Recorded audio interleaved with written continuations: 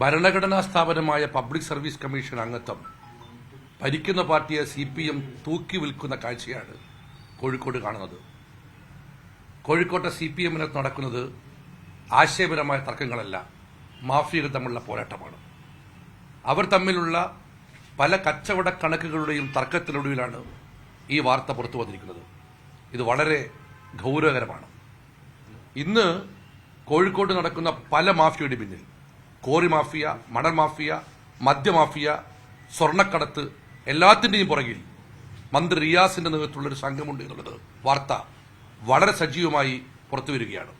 എല്ലാത്തിലും മന്ത്രിക്ക് പങ്കുണ്ട് എന്ന് ഞങ്ങൾ സംശയിക്കുകയാണ്. അതുകൊണ്ട് ഇതേക്കുറിച്ചൊരു സമഗ്രമായ അന്വേഷണം വേണം.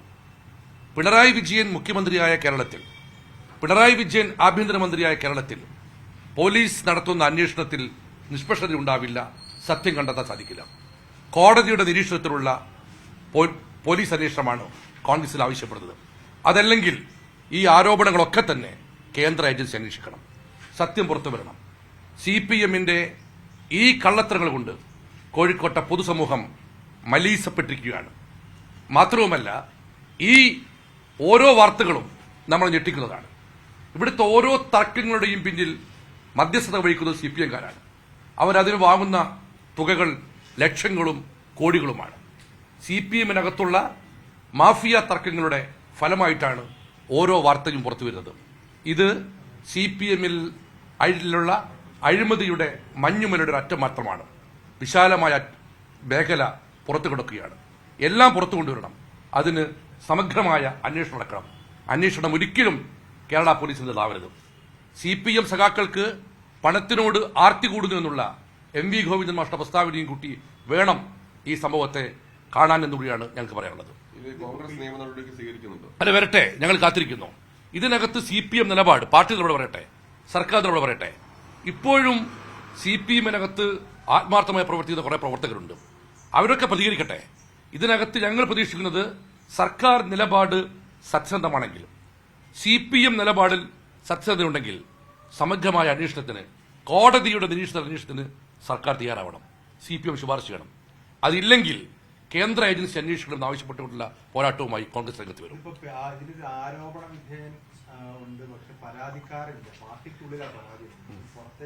അതുകൊണ്ടാണ് പറഞ്ഞത്, ഞാൻ പറഞ്ഞല്ലോ, കോഴിക്കോട്ടെ CPM-നകത്ത് ഇപ്പോൾ നടക്കുന്നത് ഞാൻ എടുത്തു പറയുന്നു, ആശയപരമായ തർക്കങ്ങളല്ല, മാഫിയകൾ തമ്മിലുള്ള പോരാട്ടമാണ്. ഓരോ മാഫിയയുടെയും തങ്ങൾ തർക്കം വരുമ്പോൾ രണ്ടു ഭാഗത്തും ഒന്ന് മന്ത്രി റിയാസിന്റെ നേതൃത്വ ലോബിയും മറുഭാഗത്ത് പാർട്ടി ലോബിയുമാണ്. ചുരുക്കം പറഞ്ഞാൽ എല്ലാം കൈയടക്കുന്ന CPM-ആണ്. ഈ ഗൌരവകരമായ വാർത്തയാണ് പുറത്തു വന്നിരിക്കുന്നത്. അതിനെക്കുറിച്ച് അന്വേഷിക്കേണ്ട ഉത്തരവാദിത്വം പ്രതിപക്ഷത്തിനല്ലോ. ഇതിനകത്ത് എന്താണ് സത്യാവസ്ഥ എന്ന് പറഞ്ഞ് പുറത്തുകൊണ്ട ഉത്തരവാദിത്വം ഗവൺമെന്റിനാണ്. ഗവൺമെന്റ് കോടതിയുടെ നിരീക്ഷണത്തിലുള്ള അന്വേഷണം പ്രഖ്യാപിക്കണം. എങ്കിലേ ഗവൺമെന്റിന് പങ്കില്ലാതെ വിശ്വസിക്കാൻ പറ്റും. മന്ത്രി റിയാസിന് പങ്കെടുത്തോളം കാലം അത്തരമൊരു നടപടി പോലീസും സർക്കാർ ഞങ്ങൾ പ്രതീക്ഷിക്കുന്നില്ല. അതുകൊണ്ടാണ് പറയുന്നത്, ഇല്ലെങ്കിൽ കേന്ദ്ര ഏജൻസി ഇത് അന്വേഷിക്കുന്നതിനുള്ള പോരാട്ടവുമായി കോൺഗ്രസ് മുന്നോട്ട് പോകും.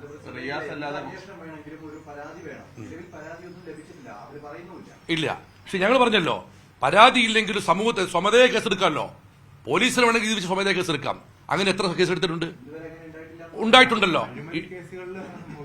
അല്ല, അഴിമതി ഇത് ഭരണഘടനാ സ്ഥാപനത്തിൽ അംഗത്വം തൂക്കി വെക്കുക എന്ന് പറഞ്ഞാൽ ക്രിമിനൽ കുറ്റമല്ലേ? ഇത് സാധാരണ അഴിമതിയാണോ? ഇതിപ്പോ പുറത്തു വന്നു. ഇവിടുത്തെ പല സ്ഥലം മാറ്റങ്ങൾക്ക്, അനധികൃത കോറികൾക്ക്, അത് മണ്ണ് മാഫിയക്ക്, സ്വർണ്ണ മാഫിയക്ക് എല്ലാത്തിനും പിന്തുണ കൊടുക്കുന്നത് ഈ റിയാസത്തെ ലോബിയാണ്. ഞാൻ പറയട്ടെ, ഈ വാർത്തകളുടെ അടിസ്ഥാനത്തിൽ അതിന്റെ സത്യാവസ്ഥ പുറത്തു കൊണ്ടുവരാൻ ആരോപണ വിധേയ പാർട്ടിക്ക് ബാധ്യതയില്ലേ? പാർട്ടി തെളിയിക്കണ്ടേ? സർക്കാരിന് ബാധ്യതയില്ലേ?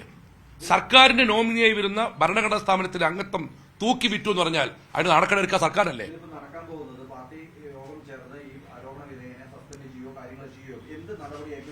ഒരിക്കലുമില്ല. ഞാൻ പറഞ്ഞല്ലോ, അഴിമതി എന്ന് പറയുന്ന CPM-മായി ബന്ധപ്പെട്ട മഞ്ഞുമലയുടെ ഒരു അറ്റം മാത്രമാണിത്. ഇത് പുറത്തു വരും, ഇത് പുറത്തു കൊണ്ടുവരും.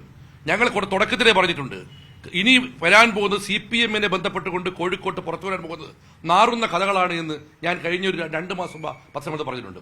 ഇതാണ് ആദ്യം പുറത്തു വന്നു. തൃപ്തരല്ല. ഒരിക്കൽ പോലും ഏതെങ്കിലും ഒരു ചെറുപ്പക്കാരനെയോ അല്ലെങ്കിൽ ഏതെങ്കിലും പണം വാങ്ങിയ ഏജന്റിനെയോ ബലിയാടാക്കിക്കൊണ്ടുള്ള നടപടിയിൽ കോൺഗ്രസും പൊതുസഭവും തൃപ്തരാവില്ല. ഒരു ഭാഗത്ത് റിയാസ് ആണെന്ന് പറയുന്നു, മറുഭാഗത്ത് മാഫിയയ്ക്ക് നേതൃത്വം കൊടുക്കുന്ന ഏത് നേതാക്കളാണെന്ന് പറയുന്നു. അത് പറയുന്ന പാർട്ടിക്കാർ സംശയത്തിന്റെ കാര്യത്തിൽ അങ്ങനെ പുറത്തു വരുന്നത് തന്നെ.